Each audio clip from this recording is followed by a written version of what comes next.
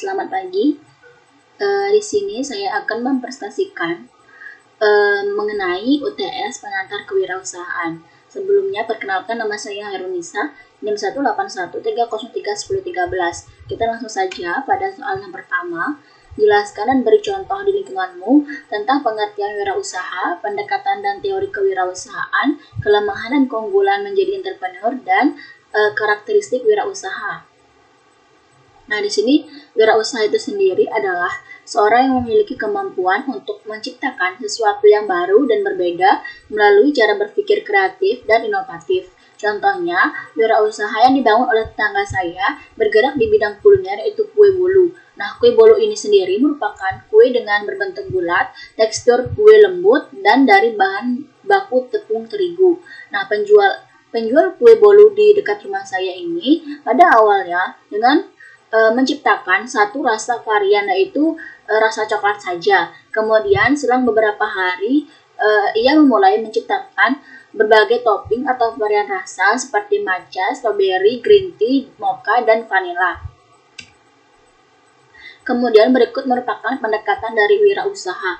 Nah, pendekatan dari wirausaha itu sendiri dibagi menjadi dua, yaitu pendekatan secara makro dan secara mikro. Nah, berikut merupakan pendekatan secara makro, yaitu yang pertama ada pendekatan lingkungan. Nah, pendekatan atau cara pandang ini terutama berkaitan dengan berbagai faktor dari luar yang berpengaruh terhadap pola hidup seseorang sehingga menyebabkan ia memiliki potensi ataupun tidak untuk menjadi seorang wirausahawan. Nah, contohnya karyawan tingkat menengah yang dalam lingkungan pekerjaannya terbiasa mendapat kebebasan serta dukungan untuk mengembangkan gagasan dan merealisasikannya, menciptakan dan mencoba gagasan baru, maka lingkungan kerja semacam itu bisa mendorong munculnya keinginan untuk memulai usaha sendiri sebagai wirausahawan.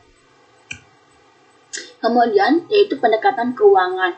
Nah, pendekatan keuangan ini terutama memfokuskan perhatian pada proses penanaman atau menumbuhkan modal atau uang. Kemudian ada pendekatan perpindahan.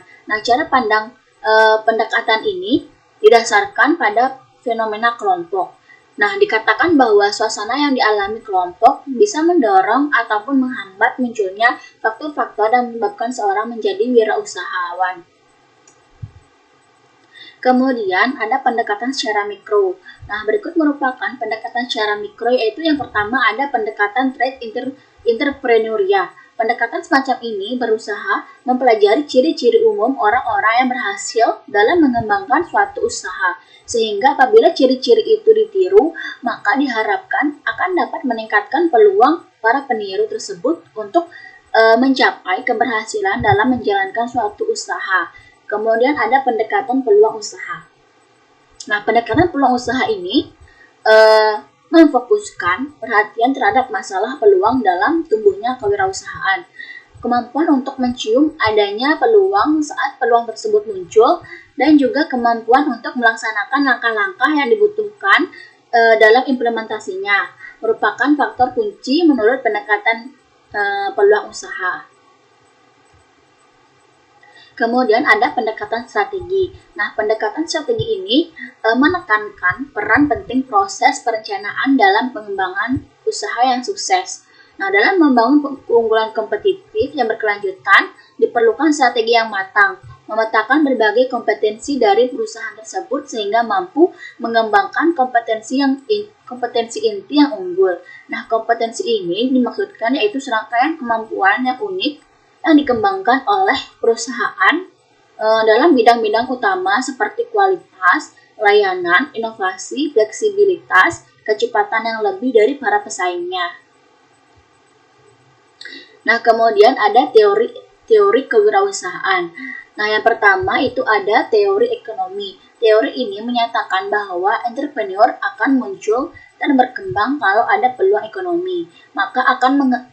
Maka dalam mengembangkan usaha dapat berwujud pada tindakan, yaitu yang pertama, secara sengaja menciptakan peluang ekonomi, kemudian yang kedua, menyebarluaskan informasi tentang peluang ekonomi, kemudian yang ketiga ada menawarkan insentif agar orang mau menanggung resiko, kemudian yang terakhir menjadi inovator dan membangun organisasi. Kemudian berdasarkan teori ekonomi tersebut, perkembangan entrepreneurship dapat ditelusuri melalui beberapa pendekatan, yaitu pendekatan klasikal, neoklasikal, dan Austrian market process. Yang pertama ada klasikal. Teori klasik menjelaskan peran pengusaha dalam konteks produksi dan distribusi barang di pasar yang kompetitif. Kemudian ada teori neoklasik, di mana teori ini menjelaskan beberapa aliran pemikiran ilmu yang mencoba menjabarkan pembentukan harga, produksi, dan distribusi pendapatan melalui mekanisme permintaan dan penawaran pada pasar. Teori ini muncul sebagai kritik terhadap teori klasik yang menunjukkan bahwa fenomena ekonomi dapat diturunkan dari kasus pertukaran yang optimal dan terjadi dalam sistem ekonomi yang tertutup. Kemudian ada teori Austrian market process, di mana pendekatan ini menekankan pada aktivitas manusia yang memberikan kerangka konseptual yang lebih kaya pada entrepreneurship. Nah, penekanannya adalah bagaimana menumbuhkan pengetahuan yang dibutuhkan untuk menemukan peluang dan membuat keputusan yang tepat. Kemudian ada teori sosial. Nah, teori ini menyatakan bahwa warisan sosial merupakan salah satu penentu utama dalam kewirausahaan. Maka dalam mengembangkan usaha suatu masyarakat tertentu, harus dipertimbangkan ketimpangan-ketimpangan sosial yang mempengaruhi serta melakukan rekayasa sosial untuk meneluruskannya. Kemudian ada teori psikologi.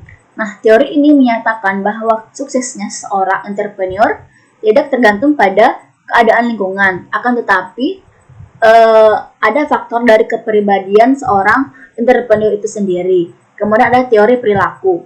Nah, teori ini menyatakan bahwa perilaku seorang entrepreneur adalah hasil dari sebuah kerja yang berlandaskan pada konsep dan teori, bukan karena sifat kepribadian seorang atau berdasarkan intuisi.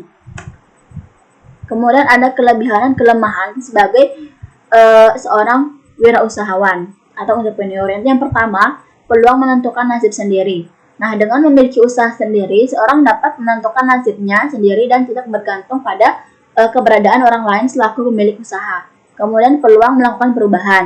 Nah, entrepreneur dapat melakukan perubahan dengan usaha yang dilakukan. Nah, perubahan-perubahan yang dilakukan oleh seorang entrepreneur ini sendiri mampu membawa kemaslahatan bagi masyarakat dengan menciptakan sebuah lapangan pekerjaan. Kemudian ada peluang untuk mencapai potensi sepenuhnya.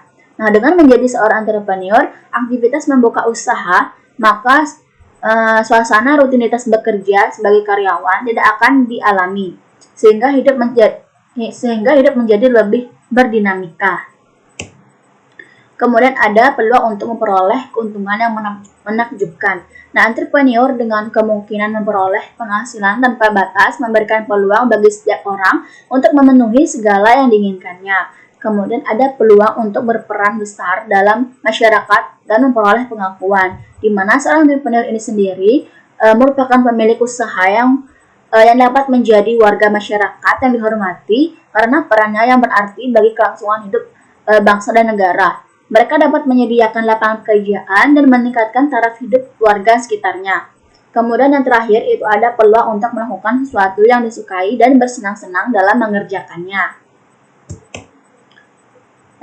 Kemudian ada kelemahan dari seorang entrepreneur, yaitu ketidakpastian pendapatan. Nah, di mana pendapatan seorang entrepreneur bergantung pada suatu kondisi. Apabila kondisi sedang tidak menguntungkan, maka harus siap mengalami kerugian. Kemudian ada risiko kehilangan seluruh investasi. Nah, di mana ketika seorang memulai bisnis, tidak ada jaminan bahwa investasi yang ditanamkan akan menuai hasil yang diinginkan. Selalu ada kemungkinan untuk berhasil, demikian pula ada kemungkinan untuk kehilangan seluruh investasi. Kemudian, yang ketiga ada kerja lama dan kerja keras, di mana entrepreneur dituntut bekerja keras sepanjang waktu agar usaha yang dijalankan dapat eksis dan berjalan dengan baik. Kemudian yang keempat ada tingkat stres yang tinggi. Dengan tantangan usaha yang makin keras, maka tidak mengherankan jika entrepreneur mengalami suatu stres yang tinggi. Kemudian tanggung jawab penuh, dan yang terakhir ada keputusasaan. Nah, berikut merupakan karakteristik dari wirausaha, di mana yang pertama ada motivasi untuk berprestasi.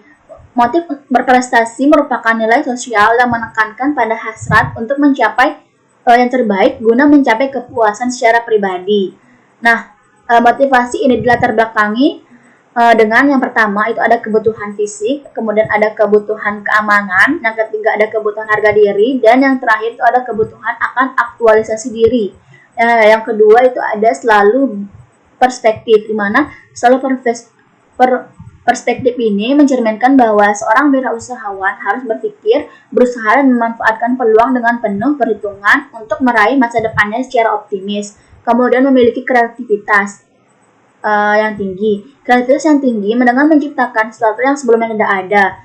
Yang kedua ada muncul ketika melihat sesuatu yang lama dan berpikir ketika sesuatu yang baru dan berbeda. Dan yang terakhir itu ada menggantikan sesuatu dengan sesuatu yang lebih sederhana dan lebih baik.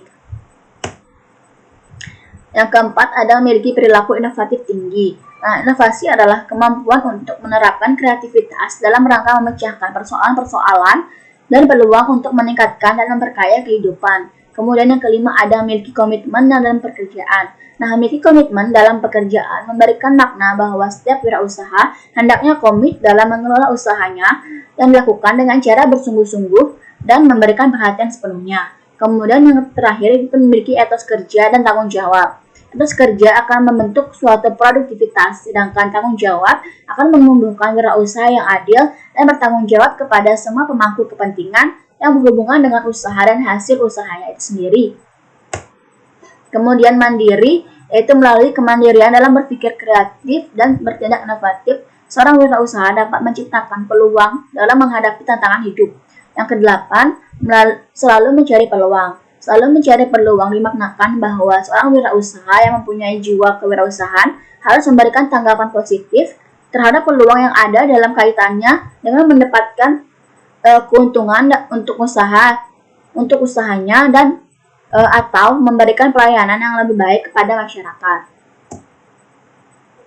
Kemudian untuk soal yang kedua, dalam masa pandemi COVID-19, sebutkan dan beri contoh etika, fungsi, dan prinsip wirausaha yang cocok untuk dilakukan pada masa pandemi tersebut, di mana etika itu sendiri merupakan suatu tindakan mengatur tingkah laku atau perilaku manusia dengan masyarakat.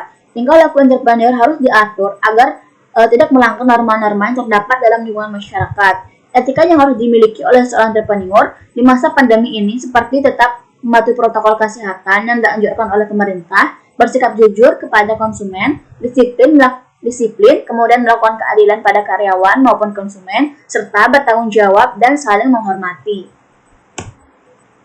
Kemudian fungsi wirausaha itu yang pertama membuat keputusan-keputusan penting dan mengambil risiko tentang tujuan dan sasaran perusahaan, kemudian memutuskan tujuan dan sasaran perusahaan, menetapkan bidang usaha yang diinginkan, kemudian yang keempat menghitung skala usaha yang diinginkan, yang kelima menentukan permodalan yang diinginkan, modal sendiri dan modal dari luar dengan komposisi yang menguntungkan. Kemudian yang keenam memilih dan menetapkan kriteria pegawai atau karyawan dan memotivasinya.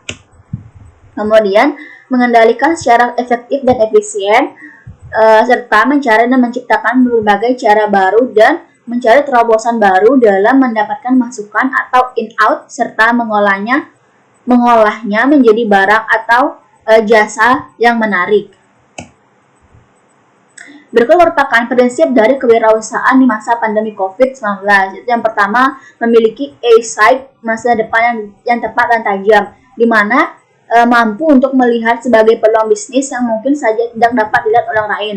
Bisa melihat sebuah dreams or vision for future yang menakjubkan dan mengekspresikan dirinya sendiri. Kemudian memiliki karakter motivator dan inovator. Nah, dapat menciptakan dan menemukan metode untuk menggapai mimpi dan visi yang luar biasa, atau bisa disimpulkan bahwa seorang entrepreneur selalu termotivasi dan inovatif untuk mewujudkan cita-citanya. Kemudian adanya siap dan bersedia taking any risk, di mana seorang entrepreneur sejati adalah seorang pemimpin, pendiri, atau pelopor yang memiliki semangat, tidak mudah menyerah dalam menghadapi segala tantangan atau resiko yang telah ia perhitungkan, dan berpendirian yang teguh untuk selalu berani maju ke depan. Kemudian melakukan transaksi secara online. Nah, pandemi COVID-19 membawa dampak yang signifikan terhadap dunia bisnis. Maka dari itu, untuk menghindari penyebaran virus corona, sebisa mungkin hindari transaksi secara langsung dengan banyak orang. Transaksi yang dilakukan secara online seperti m-banking ataupun internet banking. Kemudian, mempromosikan usaha melalui media sosial. Mempromosikan usaha melalui media sosial, misalnya dengan cara mengupload usaha yang ditekuni, kemudian mendeskripsikan keunggulan serta manfaat dari produk tersebut. Yang kemudian ada memberikan distraksi yang positif. Distraksi yang positif terhadap konsumen dilakukan dengan cara menceritakan tentang bagaimana kepedulian tentang sekitar, visi sebagai sebuah brand untuk saling membantu. Kemudian soal yang ketiga, apa yang dibutuhkan pada aspek perencanaan usaha dan analisis kelayakan usaha bila Anda mau bergerak dalam usaha hasil bumi, di mana aspek kelayakan usaha yang diperlukan yaitu yang pertama aspek hukum, aspek lingkungan, aspek teknis dan teknologi, aspek manajemen dan sumber daya manusia, aspek ekonomi sosial, dan aspek keuangan. Yang pertama aspek hukum, di mana aspek hukum ini menganalisis kemampuan pelaku bisnis dalam memenuhi ketentuan hukum dan perizinan yang diperlukan untuk menjalankan bisnis wilayah tertentu. Kemudian ada aspek lingkungan. Aspek lingkungan menganalisis kesesuaian lingkungan sekitar dengan ide bisnis yang akan dijalankan. Apakah ide bisnis tersebut mampu memberikan manfaat yang besar dibandingkan dampak negatifnya terhadap lingkungan tersebut. Kemudian ada aspek teknis dan teknologi, di mana aspek teknis dan menganalisis kesiapan teknis dan ketersediaan teknologi yang dibutuhkan untuk menjalankan bisnis. Kemudian aspek manajemen dan sumber daya manusia, di mana aspek manajemen dan sumber daya manusia menganalisis tahap-tahap pelaksanaan bisnis dan kesiapan tenaga kerja, dan tenaga kerja kasar maupun tenaga kerja terampil yang diperlukan untuk menjalankan bisnis. Kemudian ada aspek ekonomi sosial. Aspek ekonomi sosial menganalisis seberapa besar pengaruh yang ditimbulkan jika usaha tersebut dijalankan, di mana gambarannya seperti jumlah tenaga yang tertampung baik yang bekerja di tempat usaha ataupun masyarakat di luar lokasi usaha. Kemudian peningkatan pendapatan masyarakat. Kemudian ada aspek keuangan. Aspek keuangan menganalisis besarnya biaya investasi dan modal kerja serta tingkat pengembalian investasi dari bisnis yang akan dijalankan. Kemudian yang keempat, jelaskan dan berikan contoh resiko usaha bila Anda berusaha untuk mengembangkan kopi lokal, di mana resiko itu sendiri merupakan segala sesuatu yang selalu dihubungkan dengan kemungkinan terjadinya sesuatu yang merugikan, yang tidak terduga dan tidak diharapkan. Suatu resiko usaha akan muncul ketika seorang entrepreneur akan membangun suatu usaha, di mana berikut merupakan resiko usaha mengembangkan kopi lokal, di mana ada resiko sumber daya. Resiko yang terjadi di tingkat petani adalah belum mendapatkan manfaat yang maksimal dari tanaman kopi karena masih menjual kopi dalam bentuk cherry dalam biji kopi dan dipanen masih hijau dan belum masak. Kemudian resiko sumber daya yang lain yaitu kurangnya pengetahuan penanganan pasca panen sehingga mutu biji kopi sebagai bahan baku pada industri pengolahan kopi rendah. Kemudian kurangnya dukungan infrastruktur di tingkat usaha budidaya tanaman kopi maupun industri pengelolaan kopi juga turut menjadi permasalahan di lapangan. Kemudian adanya risiko operasional. Risiko operasional yang kemungkinan terjadi terbatasnya fasilitas produksi biji kopi yang masih sederhana atau manual atau tradisional memiliki industri kecil. Selanjutnya akan berdampak kepada kemampuan produksinya. Kemudian adanya keterbatasan penguasaan teknologi proses pada tahap penyaringan sehingga menyebabkan pencetak kopi menjadi kecewa. Hal ini perlu dihindari dengan memiliki standar operasional prosedur atau SOP untuk menjaga kualitas produk yang dihasilkan. Kemudian yang terakhir risiko operasional yaitu kurang adanya kemampuan melakukan inovasi dan diversifikasi produk sesuai dengan permintaan pasar. Kemudian ada risiko pasar, di mana risiko usaha yang kemungkinan terjadi yaitu produk olahan yang tidak terjual di pasaran. Hal tersebut perlu dihindari dengan menciptakan produk olahan kopi yang kreatif dan inovatif agar mampu menarik perhatian masyarakat. Kemudian yang terakhir yaitu buatlah bisnis plan. Model kanvas kalau Anda punya usaha dalam bidang kuliner, di mana berikut merupakan Plan bisnis model kanvas di bidang usaha lumpia pisang coklat, di mana key partnersnya yaitu petani pisang, middleman, dan warung. Kemudian key activitiesnya yaitu membeli hasil panen dari membeli hasil panen pisang dari petani pisang, kemudian mengolah pisang menjadi produk olahan, kemudian key resource-nya yaitu lahan tani pisang, serta alat pengolahan standar makanan. Kemudian ada value proposition-nya, ada lumpia pisang coklat, yaitu gambarannya seperti lumpia pisang coklat ini dibaluti kulit crispy dan ada isian coklat di bagian dalam dan digoreng, kemudian ada tambahan coklat di atasnya. Kemudian meningkatkan daya saing produk lokal negara. Kemudian ada customer relationship, di mana mempromosikan keunggulan produk, manfaat produk, dan cita rasa produk tersebut lewat brosur, media, ataupun dengan cara lewat teman. Kemudian temannya memberitahukan yang lain hingga tersebar. Kemudian ada channels, di mana channels di sini yaitu yang digunakan brosur, media sosial, dan warung. Kemudian customer segment, di mana customernya itu mulai dari anak-anak, orang dewasa, hingga pecinta makanan sehat. Kemudian ada cost structure, di mana cost structure di sini yaitu yang pertama ada bahan baku dan buah pisang, gaji pegawai, proses pengolahan produk, biaya marketing, biaya kemasan, biaya pemasaran, dan yang terakhir itu ada biaya transportasi. Kemudian ada revenue stream-nya, itu yang pertama ada penjualan produk pisang, kemudian ada juga produk selai pisang. Nah, terima kasih, sekian dari presentasi saya. Bila ada kesalahan kata, saya ucapkan terima kasih.